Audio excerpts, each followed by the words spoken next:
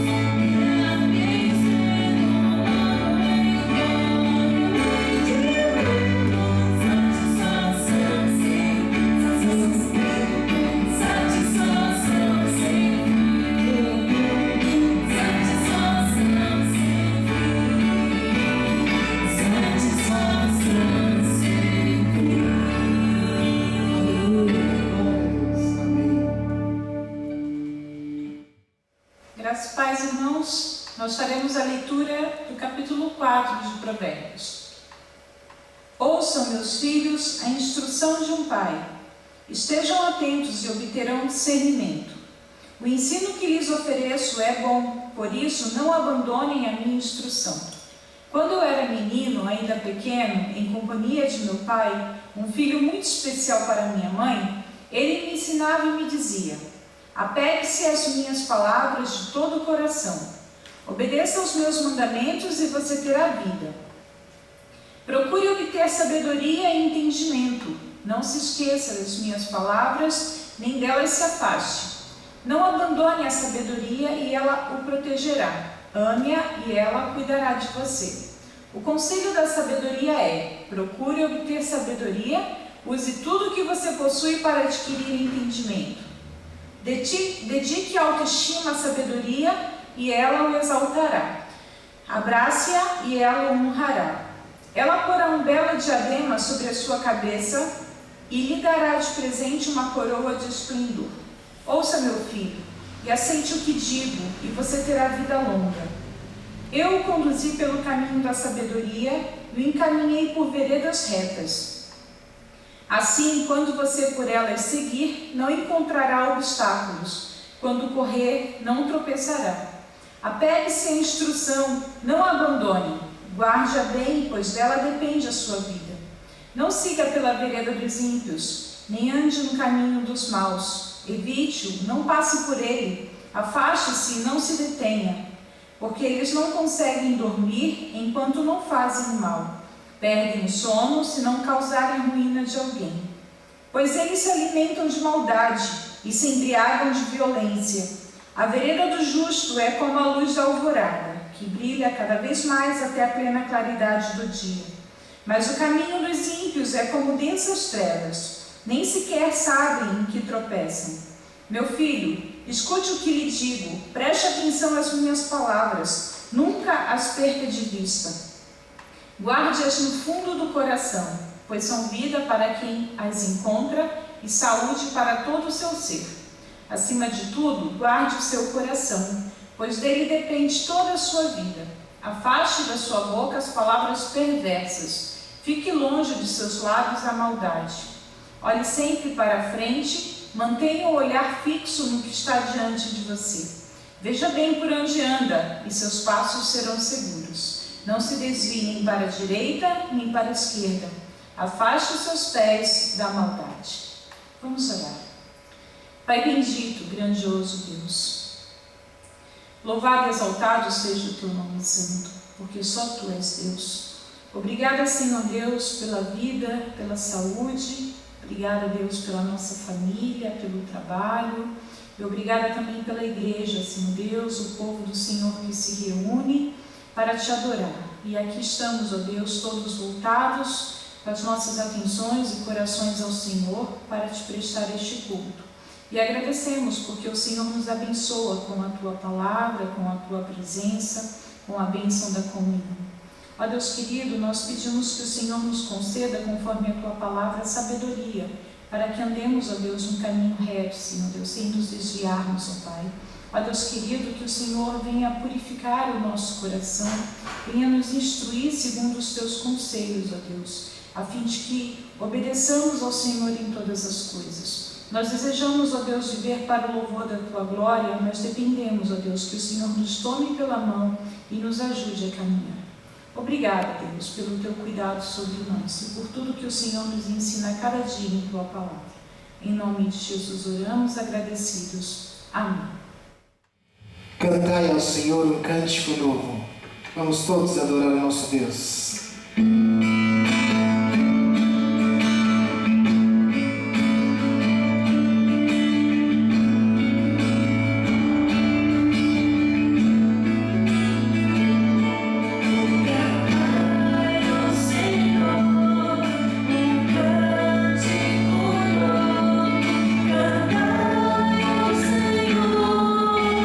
Todas as terras cantai ao Senhor.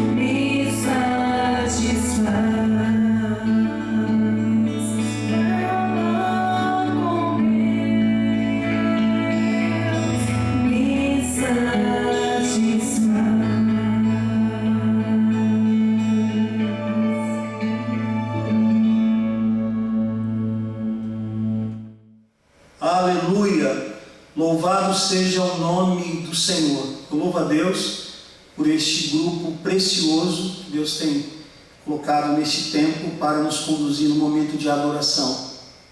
E os irmãos queridos abrem mão de tantas coisas e vêm aqui nos ajudar. E Glória a Deus por tudo isso, né? Deus seja louvado e prepara o nosso coração para recebermos a mensagem do Senhor.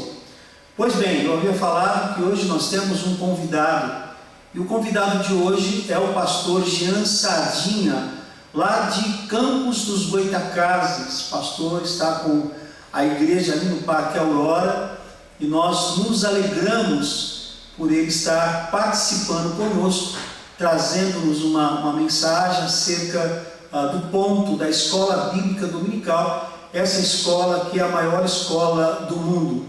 Então, pastor Jean, é uma honra recebê-lo nesta manhã, estar ministrando aos nossos corações, e a nossa saudação aí em Campos e a sua igreja. E os nossos ouvidos estão atentos à mensagem do Senhor através da sua instrumentalidade. Vamos ouvir, irmãos. Vamos abrir o nosso coração para que Deus fale conosco. Graça e paz, querido Luiz Antônio, meu pastor, meu amado irmão e amigo. Queria agradecer a você e também agradecer ao nosso querido irmão Sérgio Dib, diretor da Escola Dominical, pela honra e privilégio de poder participar com os irmãos da lição desse domingo. Também aproveito para saudar essa querida e amada igreja. É um prazer muito grande, irmãos, poder dividir a palavra de Deus com os irmãos mais uma vez. Foi-me dada a missão de ministrar aos irmãos a lição no Evangelho de João, no capítulo 5, do verso 17 até o 42, a lição que tem como título Jesus dá testemunho de si mesmo. E eu queria convidar os irmãos para orarmos e assim começarmos então a ministração da palavra de Deus, a exposição desse texto. Amado Deus e glorioso Pai, eu te agradeço, Senhor, pela bênção de poder dividir a palavra do Senhor com a tua igreja. Eu te agradeço, Deus, pela escola dominical, pelo domingo, pela bênção da tecnologia que nos une nesse momento difícil que estamos atravessando. Ó Deus, que ao final dessa lição o nome do Senhor seja engrandecido e glorificado. O Senhor venha falar aos nossos corações. É a minha oração no doce, bendito e poderoso nome de Jesus. Amém. Amados irmãos, João capítulo 5, do verso 17 até o 42, é um texto longo, e para que a nossa lição não fique muito extensa, eu vou utilizar um método diferente. Eu vou lendo e vou explicando. E no final vou tentar tirar desse texto aqui algumas lições para as nossas vidas. Uma observação que eu quero fazer é chamar a atenção dos irmãos para o versículo 31. Esse versículo ele é muito importante aqui nessa passagem, nesse texto, para a gente entender o que está acontecendo nele. Tá? Então os irmãos guardem aí o versículo 31. Se testifico acerca de mim mesmo, o meu testemunho não é válido. Esse texto aqui, esse versículo, ele é chave para nós entendermos o conjunto aqui de toda essa passagem, tá bom? Então, vamos começar, versos 17 e 18. Disse-lhe Jesus: meu Pai continua trabalhando até hoje, e eu também estou trabalhando. Por essa razão, os judeus mais ainda queriam matá-lo, pois não somente estava violando o sábado, mas também estava até mesmo dizendo que Deus era seu próprio Pai, igualando-se a Deus. É importante os irmãos perceberem que esse texto que nós vamos examinar, ele é a continuação do texto da lição anterior, quando Jesus ele cura um paralítico que estava ali no tanque de Betesda, paralítico já há 38 anos. Então Jesus cura aquele homem, era um dia de sábado, é muito importante a gente focar nisso, e Jesus então ordena que ele pegue a sua maca e vá para a sua casa. No meio do caminho, ele se depara com alguns fariseus, alguns judeus, que o questionam por que ele estava conduzindo a sua maca no dia de sábado.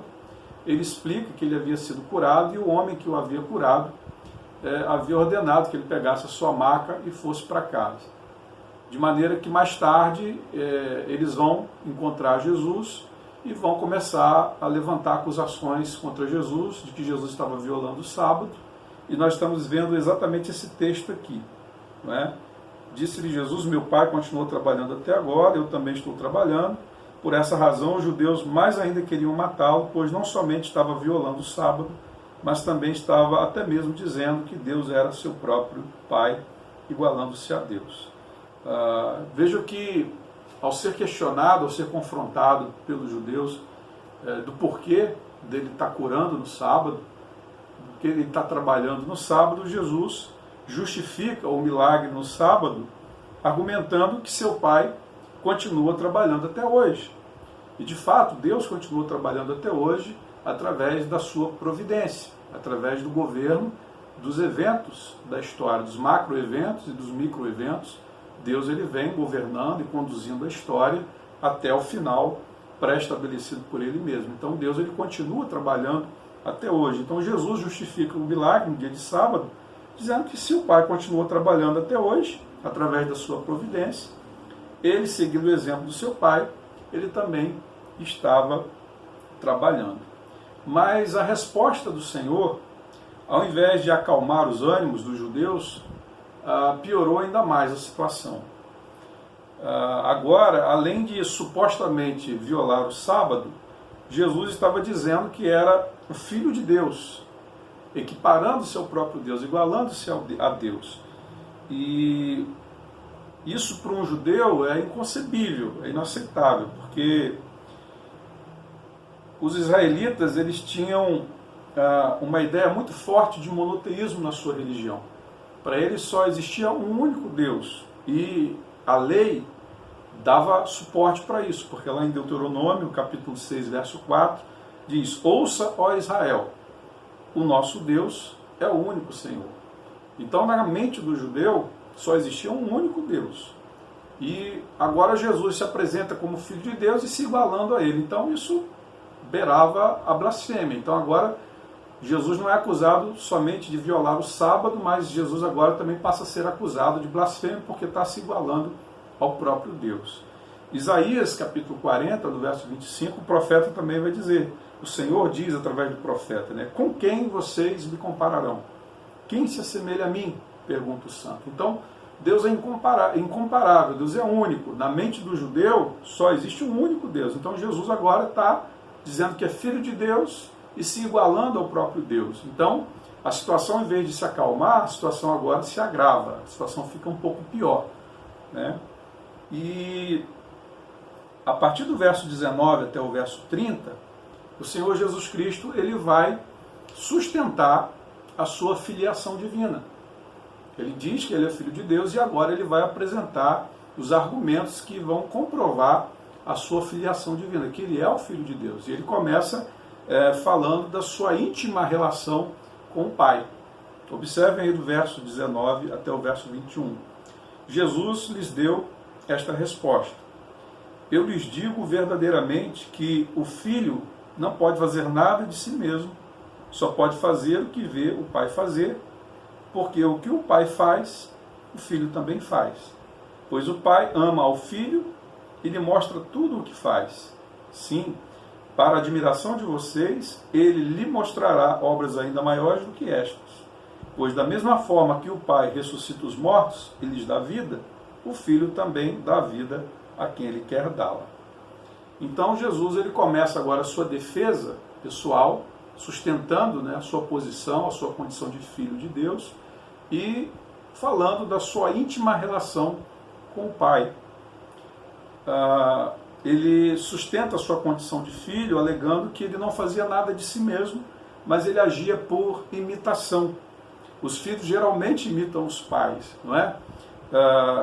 O próprio Senhor Jesus Cristo aprendeu o ofício da carpintaria de José. Então, os filhos imitam o pai. Ele está dizendo, o filho não pode fazer nada de si mesmo, só pode fazer o que vê o pai fazer. Porque o que o pai faz, o filho também faz.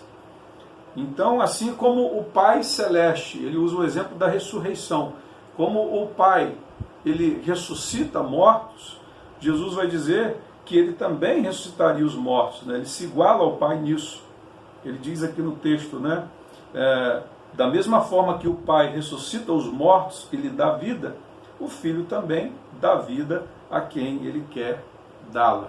Então notem que ele demonstra uma íntima relação com o Pai, uma relação de imitação. O Filho imita aquilo que o Pai faz. Se o Pai ressuscita mortos, Jesus também diz que ele ressuscita os mortos. E aqui a gente vai ver mais adiante em João capítulo 11, ele ressuscitando de fato Lázaro dentre os mortos. Mas há também um segundo significado aqui nesse dar vida, né? Pode significar também a regeneração do pecador, né? Aquele que estava morto nos seus delitos e pecados, se converter e passar agora a ter vida espiritual, a gozar da vida eterna. Essa passagem aqui ela dá margem a essa dupla interpretação. Mas Jesus ele está imitando o Pai. Ele está argumentando, não, eu sou o Filho de Deus, ele é meu Pai e eu imito, eu faço aquilo que ele faz. Ele ressuscita mortos, eu também ressuscito mortos. Aí, a partir do verso 22, ele vai continuar falando dessa intimidade que ele tem com o Pai, usando a prerrogativa do julgamento que o Pai lhe conferiu. Os irmãos vão perceber que o juízo pertence somente a Deus. Nós vamos ver aqui, eu vou explicar para os irmãos, que no Antigo Testamento o povo de Israel tinha essa consciência de que o juízo pertencia a Deus. Deus era o juiz.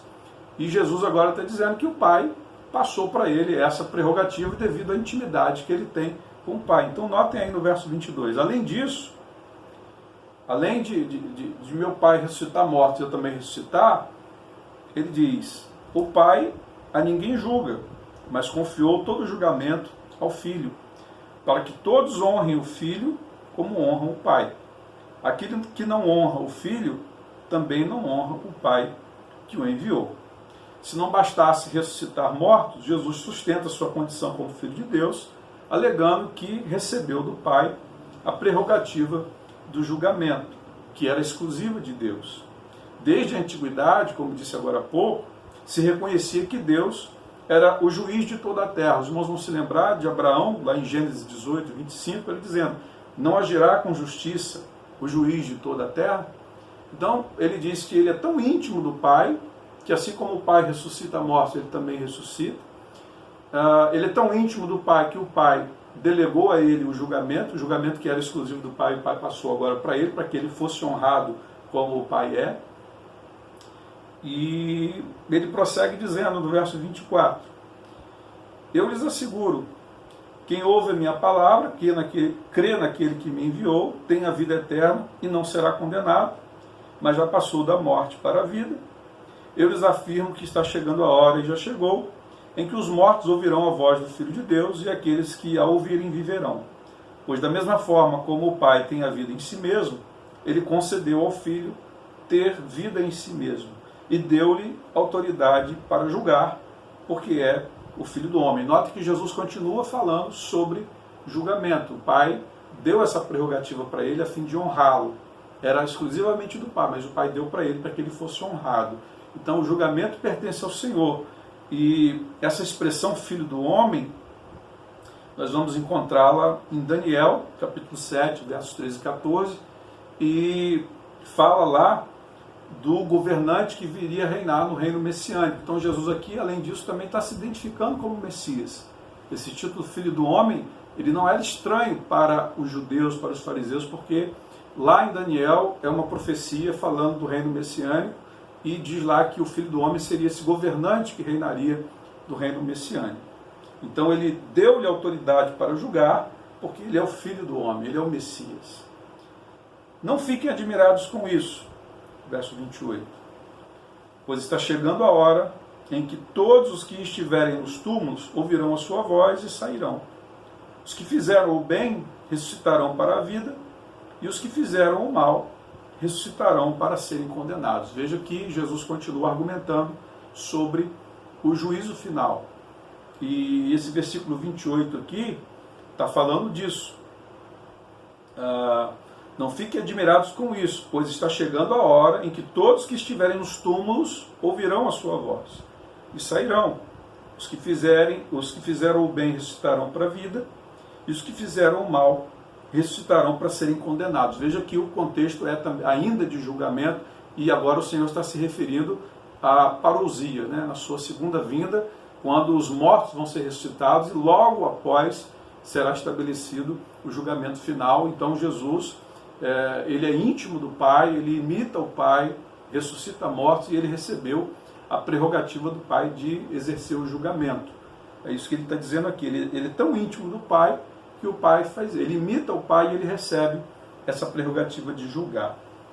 E no verso 30, ele diz: por mim mesmo nada posso fazer, eu julgo apenas conforme ouço, e o meu julgamento é justo, pois não procuro agradar a mim mesmo, mas aquele que me enviou. Ele repete praticamente a fala do verso 19, né, que ele age por imitação, ele age baseado naquilo que ele vê no Pai, não é?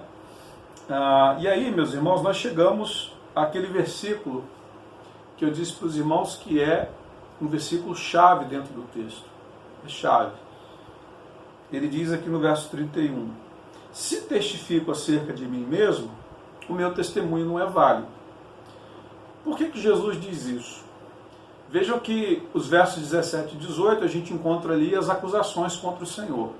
Ele havia violado o sábado e ele agora estava dizendo que era o Filho de Deus, se igualando ao próprio Deus.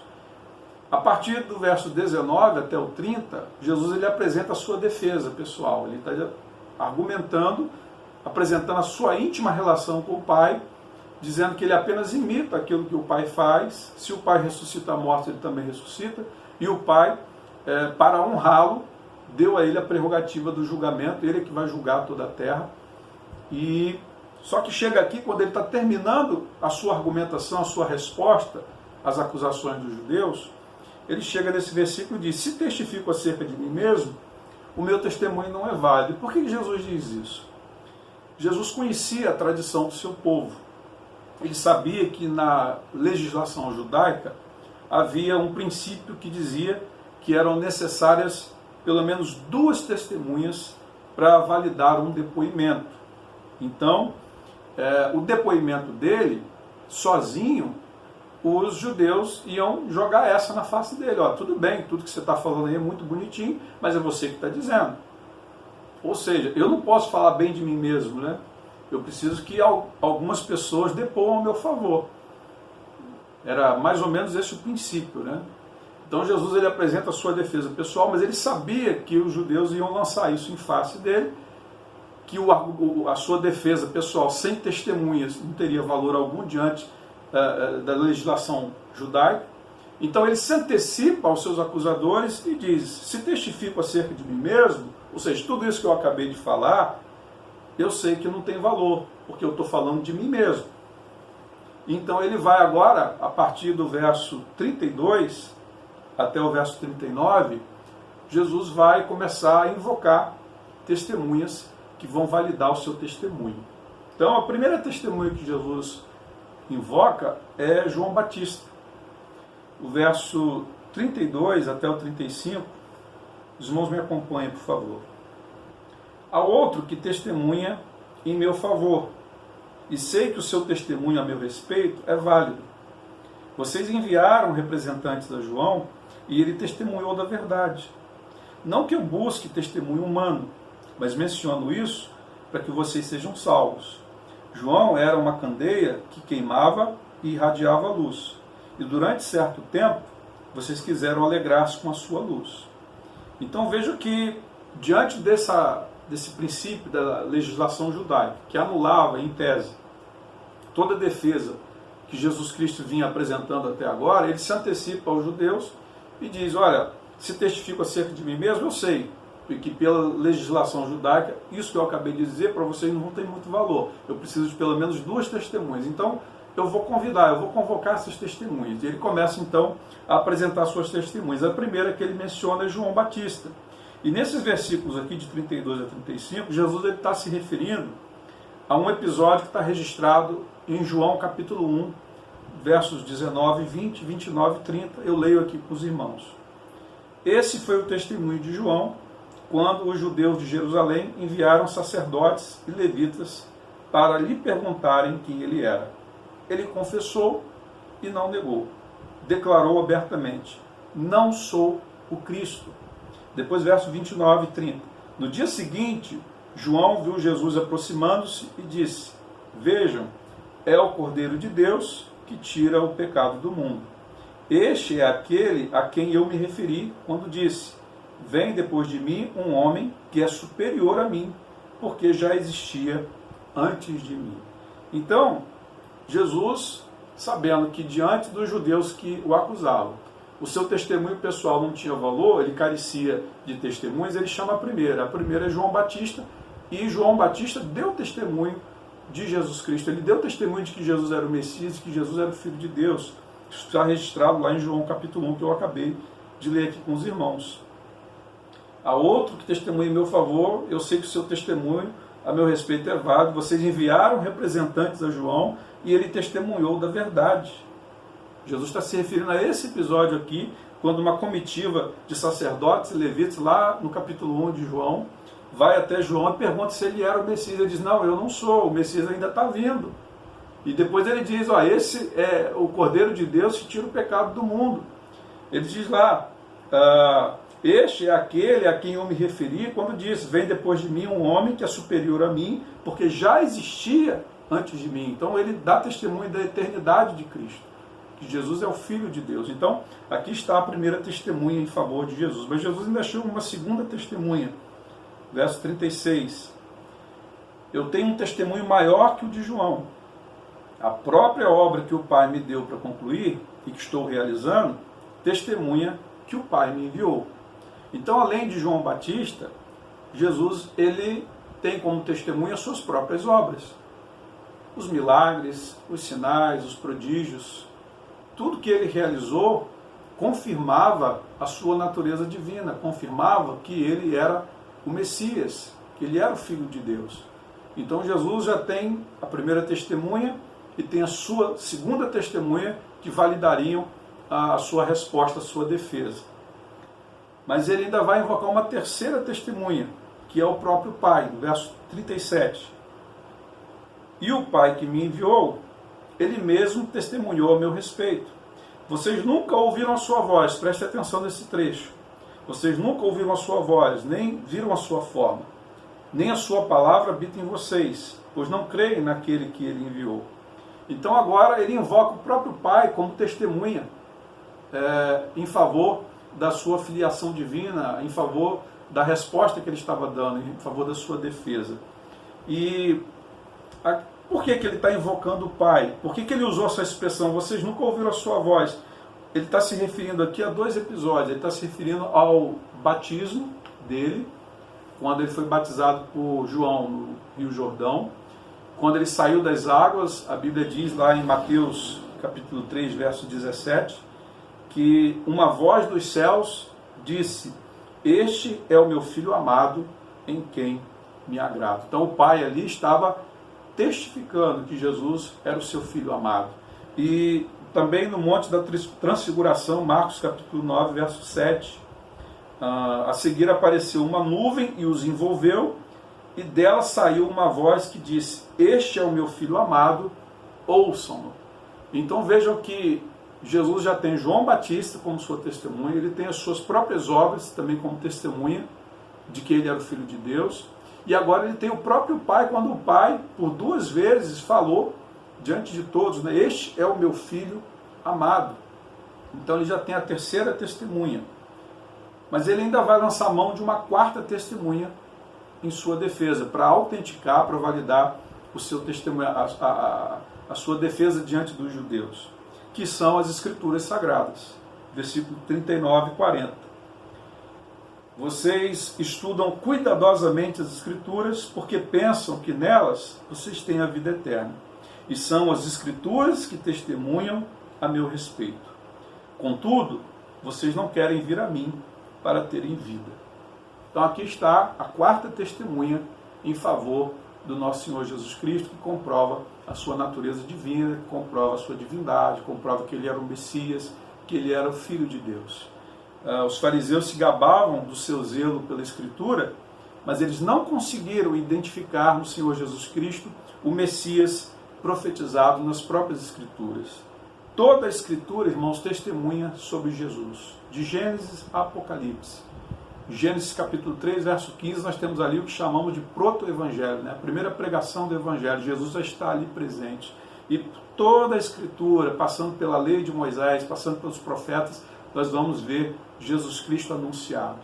Entretanto, os fariseus, os judeus que se gabavam tanto de serem zelosos, fervorosos, era a seita mais severa dentro do judaísmo, eles não conseguiram enxergar no Senhor Jesus Cristo o Messias que a própria Escritura profetizava.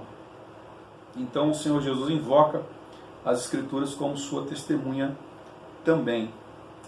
E verso 41 até o 47, Jesus aqui ele vai lançar um juízo sobre esses judeus e finalmente ele vai revelar quem vai acusar os judeus no dia do julgamento final. Ele diz aí no verso 41 até o 43, eu não aceito glória dos homens, mas conheço vocês. Sei que vocês não têm o amor de Deus. Talvez a melhor tradução aqui seja, vocês não têm amor por Deus. Eu vim em nome de meu Pai, e vocês não me aceitaram. Mas se outro vier em seu próprio nome, vocês o aceitarão. Aqui está uma espécie de sentença, uma espécie de juízo que Jesus estava lançando sobre eles por causa da sua incredulidade. Jesus profere uma espécie de julgamento sobre aqueles que rejeitaram o Messias, que apresentou todas as suas credenciais. Mesmo ele tendo apresentado todas as suas credenciais, eles o rejeitaram como Messias. Então ele agora profere uma espécie de juízo. E qual seria esse juízo? Eles seguiriam um falso Messias que não teria nenhuma credencial a não ser as suas próprias palavras, a não ser suas próprias alegações. E, irmãos, pasmem, estudando, examinando vários comentaristas, no ano 132 da era cristã, houve um cumprimento impressionante dessa predição aqui de Jesus, quando um homem chamado Simão ben Coquebá alegou ser o Messias da linhagem de Davi. E esse homem, ele liderou uma revolta contra Roma. Esse homem, ele conseguiu persuadir o rabino mais importante daquele tempo. Mas as pretensões messiânicas de Simão trouxeram sobre ele, seus seguidores e todo o povo da Judéia, uma terrível ruína. Eles foram esmagados pelos exércitos romanos. Então, Jesus, eu vim em nome de meu Pai, vocês não me aceitaram, mas se outro vier em seu próprio nome, vocês o aceitarão. E de fato isso acabou acontecendo no ano 132. E aí, do verso 44 até o verso 47, o Senhor vai revelar quem vai condenar, quem vai acusar os judeus no julgamento final, no juízo final. Ele diz: como vocês podem crer se aceitam glória uns dos outros, mas não procuram a glória que vem do Deus único? Contudo, não pensem que eu os acusarei perante o Pai. Quem os acusa é Moisés, em quem estão as suas esperanças. Se vocês crescem em Moisés, creriam em mim, pois ele escreveu a meu respeito. Visto, porém, que não creem no que ele escreveu, como crerão no que eu digo? Então, apesar de toda a rejeição que ele sofreu, o Senhor Jesus Cristo não vai ser o Senhor Jesus Cristo quem os acusará no juízo final. Quem acusará os judeus no juízo final vai ser Moisés, aquele em quem eles depositavam sua esperança, E por que o próprio Moisés vai se levantar e vai acusar os judeus e os fariseus que rejeitaram o Messias? Porque o próprio Moisés falou sobre Jesus. O próprio Moisés profetizou sobre o Messias. Lá em Deuteronômio capítulo 18, versículo 15, está escrito: o Senhor, Moisés falando para o povo, o Senhor, o seu Deus, levantará do meio de seus próprios irmãos um profeta como eu, ouçam-no. O Senhor, o seu Deus, levantará do meio de seus próprios irmãos um profeta como eu, ouçam-nos. Aqui Moisés estava apontando para Jesus, Moisés estava apontando para Cristo. E seria então Moisés, que eles tanto prezavam, em quem eles depositavam toda a sua esperança, seria o próprio Moisés que ia acusá-los no juízo final por causa da sua incredulidade. Então, irmãos, eu espero que os irmãos tenham entendido, né, a importância do versículo 31, se testifico acerca de mim mesmo, o meu testemunho não é válido. Ou seja, porque Jesus vinha se defendendo sozinho até aqui, e a partir daqui ele começa a invocar, ele começa a apresentar as testemunhas que vão validar a sua resposta, a sua defesa. Ele está se defendendo aqui das acusações dos judeus de ter violado o sábado e de se tornar, de se fazer igual a Deus. O que a gente pode aprender aqui, meus irmãos? Que lições que a gente pode extrair dessa passagem? Duas lições eu queria dividir com os irmãos. Duas lições importantes, queridos. A primeira lição é que nós devemos ter muito cuidado com a cegueira espiritual. Sim, cegueira espiritual. Por quê? Porque os acusadores do Senhor aqui, os judeus, os fariseus, eles eram pessoas envolvidas com a religião de Israel. Eles eram zelosos, como eu disse mais cedo, né, eles eram a seita mais severa dentro do judaísmo. Eles examinavam as Escrituras, o próprio Senhor Jesus Cristo diz isso aqui, vocês examinam as Escrituras. Eles eram frequentadores assíduos dos cultos, das sinagogas, no templo.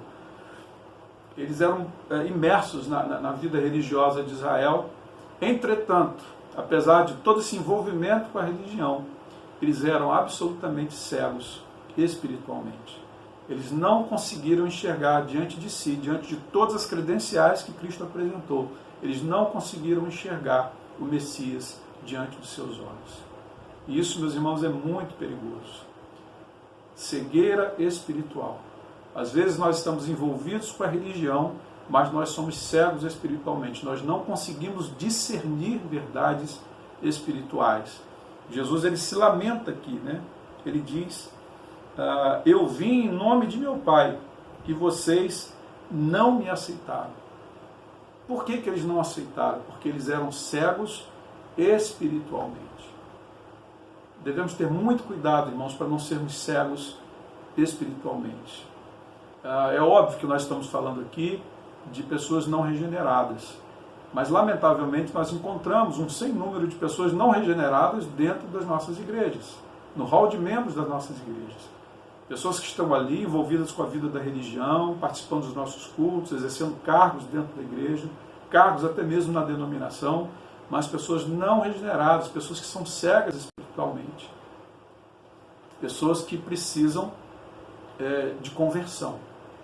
E a palavra de Deus diz em 1 aos Coríntios, capítulo 2, a partir do verso 14, quem não tem o Espírito não aceita as coisas que vêm do Espírito de Deus, pois lhes são loucura, e não é capaz de entendê-las, porque elas são discernidas espiritualmente. Mas quem é espiritual discerne todas as coisas, e ele mesmo por ninguém é discernido.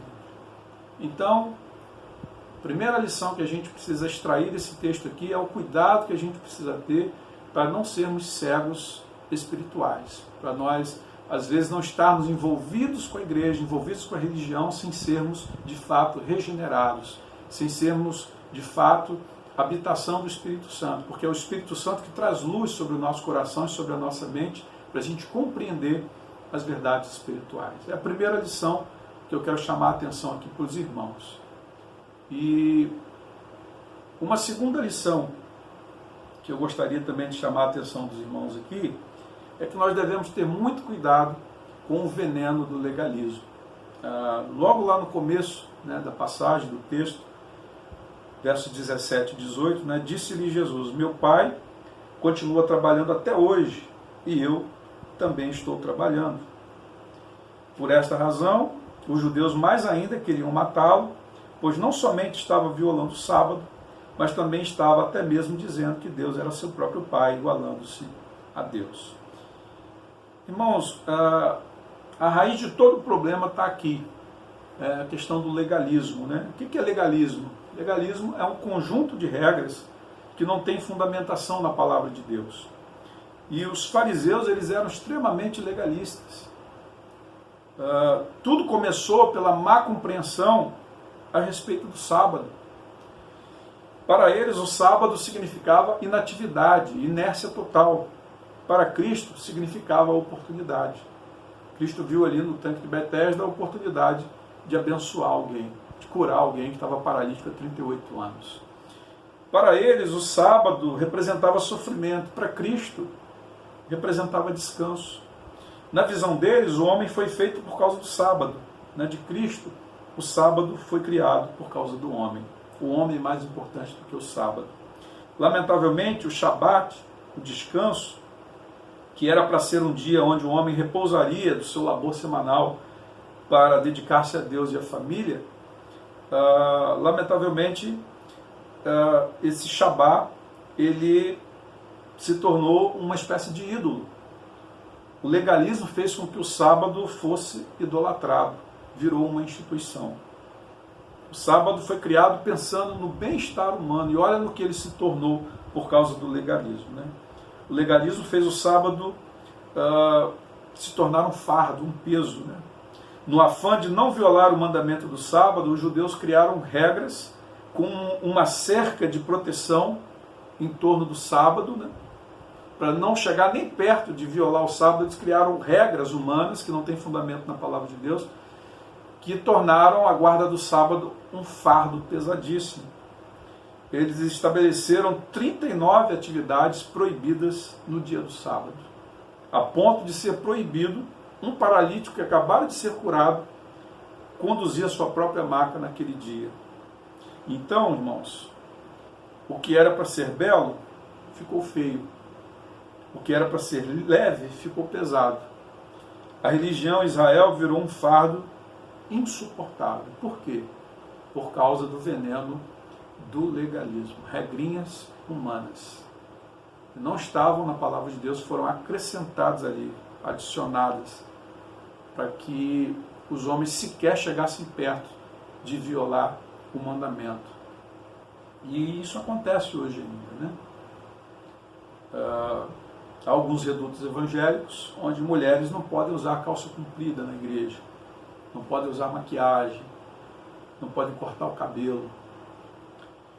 Há igrejas onde o pastor não pode pregar sem o terno. Há igrejas onde crentes não podem escutar uma música secular, e por aí vai. O desdobramento disso é infinito. Mas isso é extremamente perigoso. Nós temos que saber o que é a palavra de Deus, o que é regra humana, invenção de homens, para não estragar algo tão bonito que é o nosso relacionamento com Deus. Então, meus amados irmãos, aqui a gente está encerrando a exposição desse texto. Eu espero que tenha abençoado os irmãos, eu espero que tenha sido elucidativo, que tenha trazido luz, que os irmãos tenham compreendido a passagem. A minha oração é que Deus os abençoe abundantemente. Fiquem com Jesus, um grande abraço, obrigado mais uma vez pela oportunidade. Pastor Luiz, estou devolvendo a palavra para você, meu irmão. Um grande abraço, Deus os abençoe. Obrigado, pastor Jean. Muito obrigado pela mensagem. Nós oramos a fim de que o Senhor Deus continue o capacitando, acrescentando cada vez mais conhecimento, para que você seja um vaso precioso para nos edificar a igreja do Senhor Jesus e glorificar ao nome de Deus. Que o Senhor o abençoe na sua vida, sua família, seu ministério, os seus projetos, e esperamos que alguns meses você possa estar conosco. Pois bem, irmãos, nesta hora nós estaremos apresentando um louvor a Deus, e nesta oportunidade você poderá adorar a Deus com seus dízimos e com as suas ofertas. Então, se você está preparado, então faça a sua transferência. E nós vamos orar agora, completar a bênção agora, e com esse louvor nós estaremos encerrando o culto desta manhã, e logo mais estaremos juntos no culto vespertino. Vamos orar? Curva a sua fronte, feche teus olhos. Pai querido, louvado e exaltado seja o teu nome. Graças nós te damos pela tua palavra que fala ao nosso coração. Tenha compaixão de nós, ó Deus. Nos ajude a andarmos em tua presença. Que o Senhor nos cubra com teu sangue precioso, ó Deus, e que a tua palavra faça morada em nossos corações.